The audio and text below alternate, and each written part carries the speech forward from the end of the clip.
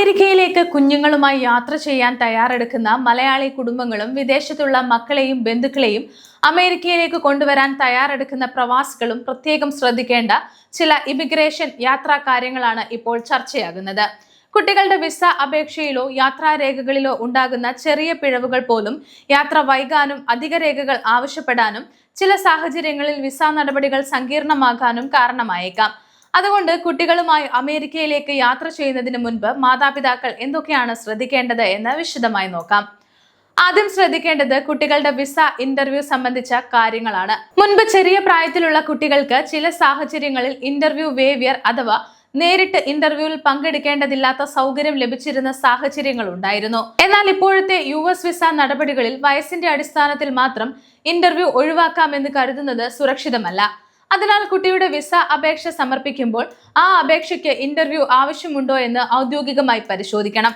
കുട്ടിക്ക് ഇന്റർവ്യൂ നിശ്ചയിച്ചിട്ടുണ്ടെങ്കിൽ മാതാപിതാക്കൾ മാത്രം പോകാതെ കുട്ടിയെയും അപ്പോയിന്റ്മെന്റിന് കൊണ്ടുപോകേണ്ടി വരാം.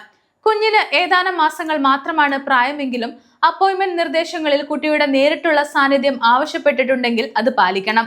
അതുകൊണ്ട് ചെന്നൈ, മുംബൈ, ഡൽഹി തുടങ്ങിയ കോൺസുലേറ്റുകളിൽ അപ്പോയിന്റ്മെന്റ് എടുക്കുന്നതിന് മുൻപ് ഏറ്റവും പുതിയ നിർദ്ദേശങ്ങൾ പരിശോധിക്കുക. അടുത്തതായി കുട്ടികൾ B1, B2 visitor visa, H4, F2, L2 തുടങ്ങിയ വിസകളിൽ അമേരിക്കയിലേക്ക് പോകുന്ന സാഹചര്യമാണ്. ഇവിടെ മാതാപിതാക്കളുടെ യാത്രാക്രമവും ശ്രദ്ധിക്കണം. കുട്ടി അമ്മയോടൊപ്പം മാത്രം യാത്ര ചെയ്യുകയാണോ അച്ഛനോടൊപ്പം മാത്രമാണോ യാത്ര ചെയ്യുന്നത് എന്ന കാര്യം പ്രധാനമാണ്. ഒരു കുട്ടി മാതാപിതാക്കളിൽ ഒരാളോടൊപ്പം മാത്രം അന്താരാഷ്ട്ര യാത്ര ചെയ്യുമ്പോൾ കൂടെയില്ലാത്ത രക്ഷിതാവിന്റെ സമ്മതപത്രം കൈവശം വെക്കുന്നത് വളരെ ഉപകാരപ്രദമാണ്.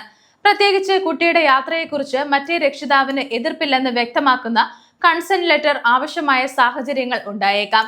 ചില കേസുകൾ ഫോം DS 3053 പോലെയുള്ള രേഖകളും ആവശ്യമായി വരാം. ഉദാഹരണത്തിന് അച്ഛൻ അമേരിക്കയിൽ H1B വിസയിൽ ജോലി ചെയ്യുകയും അമ്മ ഇന്ത്യയിൽ നിന്നും കുഞ്ഞിനൊപ്പം അമേരിക്കയിലേക്ക് യാത്ര ചെയ്യുകയും ചെയ്യുന്നുവെന്ന് കരുതുക.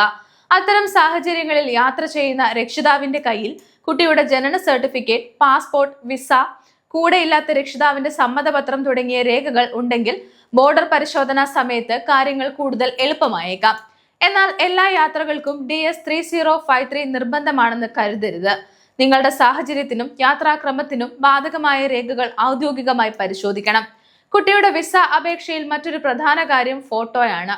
US വിസ ഫോട്ടോയ്ക്ക് നിശ്ചിത വലിപ്പവും മറ്റ് സാങ്കേതിക നിബന്ധനകളുമുണ്ട്. സാധാരണയായി ആവശ്യപ്പെടുന്ന ഫോട്ടോ വലിപ്പം 2x2 ഇഞ്ച് ആണ്. കുഞ്ഞിന്റെ ഫോട്ടോ എടുക്കുമ്പോൾ മുഖം വ്യക്തമായി കാണണം. പശ്ചാത്തലം, മുഖത്തിന്റെ സ്ഥാനം, ഫോട്ടോയുടെ ഗുണനിലവാരം തുടങ്ങിയ കാര്യങ്ങളിൽ US സ്റ്റേറ്റ് ഡിപ്പാർട്ട്മെന്റിന്റെ നിർദ്ദേശങ്ങൾ പാലിക്കണം. ഫോട്ടോയിൽ ഡിജിറ്റൽ എഡിറ്റിംഗ്, ഫിൽറ്റർ തുടങ്ങിയവ ഉപയോഗിക്കുന്നത് ഒഴിവാക്കണം. കുട്ടിയുടെ പാസ്പോർട്ടിനും മതിയായ കാലാവധി ഉണ്ടെന്ന് ഉറപ്പാക്കുക. പാസ്പോർട്ടിന്റെ സാധുത സംബന്ധിച്ച ആവശ്യകതകൾ യാത്ര ചെയ്യുന്ന രാജ്യവും സാഹചര്യവും അനുസരിച്ച് മാറാം. അതിനാൽ യാത്രയ്ക്ക് മുൻപ് US സ്റ്റേറ്റ് ഡിപ്പാർട്ട്മെന്റിന്റെയും എയർലൈനിന്റെയും ഏറ്റവും പുതിയ നിർദ്ദേശങ്ങൾ പരിശോധിക്കുന്നതാണ് സുരക്ഷിതം. ഇനി അമേരിക്കൻ പൗരത്വമുള്ള കുട്ടിയുടെ പാസ്പോർട്ടിന്റെ കാര്യമാണ്. അമേരിക്കൻ പൗരനായ കുട്ടിക്ക് പുതിയ US പാസ്പോർട്ടിന് അപേക്ഷിക്കുമ്പോൾ സാധാരണയായി രക്ഷിതാക്കൾ രണ്ടുപേരുടെയും സമ്മതവും സാന്നിധ്യവും ആവശ്യമാണ്. ഒരു രക്ഷിതാവിന് നേരിട്ടെത്താൻ കഴിയാത്ത സാഹചര്യത്തിൽ ചില കേസുകളിൽ ഫോം DS 3053 പോലെയുള്ള സമ്മതരേഖ ഉപയോഗിക്കാം. എന്നാൽ എല്ലാ സാഹചര്യങ്ങളിലും ഒരേ നിയമമല്ല ബാധകമാകുന്നത്. രക്ഷിതാക്കളുടെ കസ്റ്റഡി, മറ്റേ രക്ഷിതാവിന്റെ സമ്മതം, നിയമപരമായ നിയന്ത്രണങ്ങൾ തുടങ്ങിയ കാര്യങ്ങൾ അനുസരിച്ച് ആവശ്യമായ രേഖകൾ മാറാം. അതുകൊണ്ട് കുട്ടിയുടെ പാസ്പോർട്ടിന് അപേക്ഷിക്കുന്നതിന് മുൻപ് US സ്റ്റേറ്റ് ഡിപ്പാർട്ട്മെന്റിന്റെ ഏറ്റവും പുതിയ നിർദ്ദേശങ്ങൾ പരിശോധിക്കുക. കുട്ടിയുടെ വിസ അപേക്ഷയിൽ ഏറ്റവും കൂടുതൽ ശ്രദ്ധിക്കേണ്ട മറ്റൊരു കാര്യമാണ് DS 160. കുട്ടിയുടെ പേര്, ജനന തീയതി, പാസ്പോർട്ട് നമ്പർ, മാതാപിതാക്കളുടെ വിവരങ്ങൾ, വിലാസം തുടങ്ങിയവ കൃത്യമായി നൽകണം. പാസ്പോർട്ടിലും ജനന സർട്ടിഫിക്കറ്റിലുമുള്ള വിവരങ്ങളുമായി DS 160ലെ വിവരങ്ങൾ കഴിയുന്നത്ര കൃത്യമായി പൊരുത്തപ്പെടണം. പേരിൽ ചെറിയ സ്പെല്ലിംഗ് മിസ്റ്റേക്ക് വന്നാലും പിന്നീട് തിരുത്തൽ ആവശ്യമായി വരാം. അതിനാൽ DS 160 സബ്മിറ്റ് ചെയ്യുന്നതിന് മുൻപ് എല്ലാ വിവരങ്ങളും വീണ്ടും പരിശോധിക്കുക. പ്രത്യേകിച്ച് കുട്ടിയുടെ പേരും ജനന തീയതിയും പാസ്പോർട്ട് വിവരങ്ങളും 2 തവണ പരിശോധിക്കുന്നത് നല്ലതാണ്. കുട്ടിയുമായി അന്താരാഷ്ട്ര യാത്ര ചെയ്യുമ്പോൾ ബർത്ത് സർട്ടിഫിക്കറ്റ് പോലെയുള്ള രേഖകളും കൈവശം വെക്കുന്നത് വളരെ പ്രധാനമാണ്.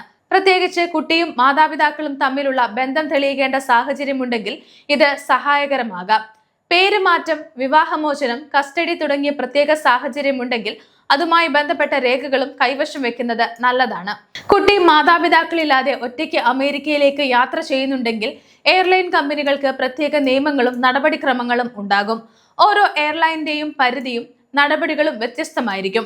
അതുകൊണ്ട് ടിക്കറ്റ് ബുക്ക് ചെയ്യുന്നതിന് മുൻപ് ബന്ധപ്പെട്ട എയർലൈനിന്റെ പോളിസി പരിശോധിക്കുക.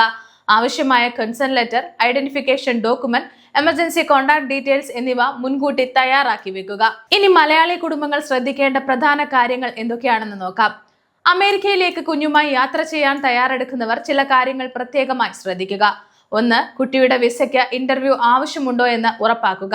2. കുട്ടി ഒരു രക്ഷിതാവിനൊപ്പം മാത്രമാണ് യാത്ര ചെയ്യുന്നതെങ്കിൽ ആവശ്യമായ കൺസേൺ ഡോക്യുമെന്റ്സ് തയ്യാറാക്കുക.